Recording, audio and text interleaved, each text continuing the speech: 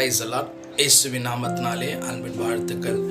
நேற்றைய தினத்தில் நிச்சயமாக முடிவு என்ற தலைப்பில் நம்ம தொடர்ந்து தியானித்து கொண்டிருக்கிறோம். உன் துக்கத்திற்கு முடிவு என்று சொல்லி நாம் தியானித்தோம். இந்த நாளிலுமாய் கூட யோபுக்கு எழுதின புஸ்தகம் 8ஆம் அதிகாரம் 7ஆம் வசனம் சொல்லுகிறது, உம்முடைய துவக்கம் அற்பமாக இருந்தாலும் முடிவு சம்பூரணமாக இருக்கும். துவக்கம் அற்பம், முடிவு சம்பூர்ணம் என்று வேதம் சொல்லுகிறது.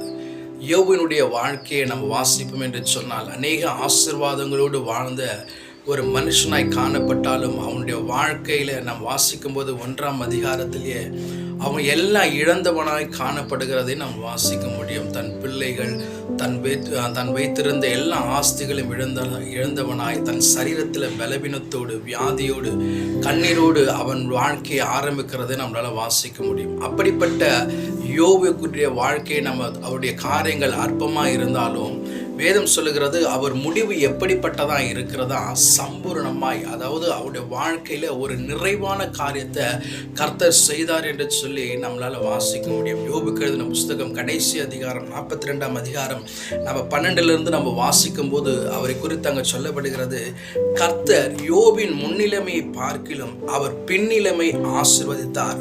14,000 ஆடுகளும் 6,000 ஒட்டகங்களும் 1000 ஏர்களும் 1000 கழுதைகளும் அவனுக்கு உண்டாயின. அது மாத்திரமல்ல, 7 குமாரரும் 3 குமாரத்திகளும் அவனுக்கு பிறந்தார்கள் என்று வேதம் சொல்லுகிறது.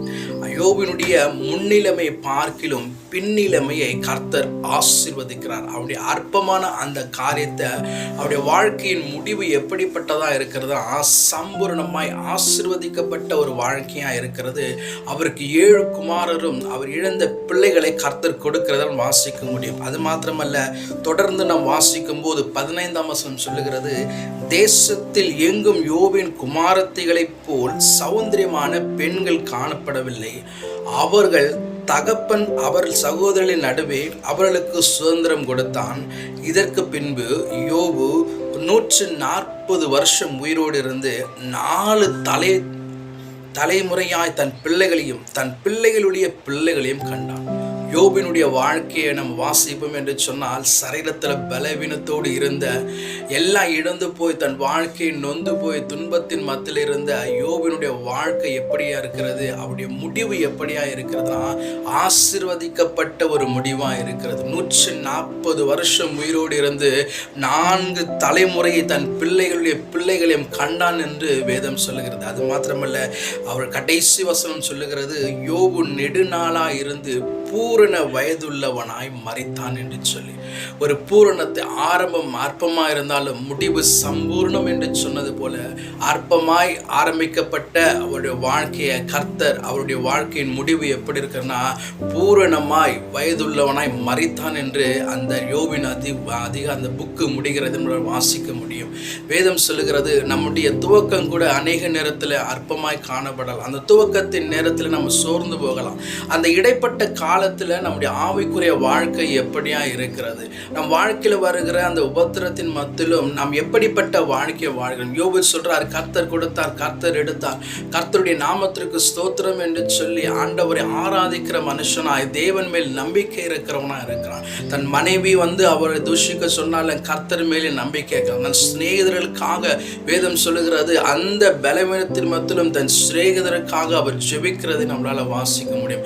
இப்படிப்பட்ட வாழ்க்கை அந்த இடைப்பட்ட காலத்தில், ஆரம்பத்திலும் சரி அவருடைய முடிவிலும் சரி, அந்த இடைப்பட்ட காலத்தில் ஆண்டவரோடு நெருக்கமாய், நம்பிக்கையாய், விசுவாசமாய் அவர் ஆராதித்து வாழ்ந்தது நிமித்தம் அவருடைய முடிவு எப்படி இருக்குன்னா பூர்வ வயதுள்ளவனாய் மரித்தான்.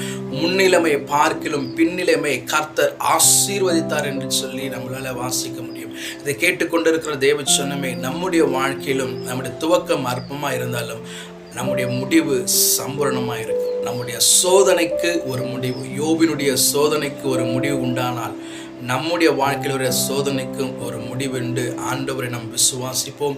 கர்த்தர் நம்மோடு இருந்து பெரிய காரியங்களை செய்ய அவர் உண்மை உள்ளவராக இருக்கிறார். கர்த்தர் தாமே இந்த வார்த்தையின்படி நம்மை நடத்துவாராக. ஆமீன்.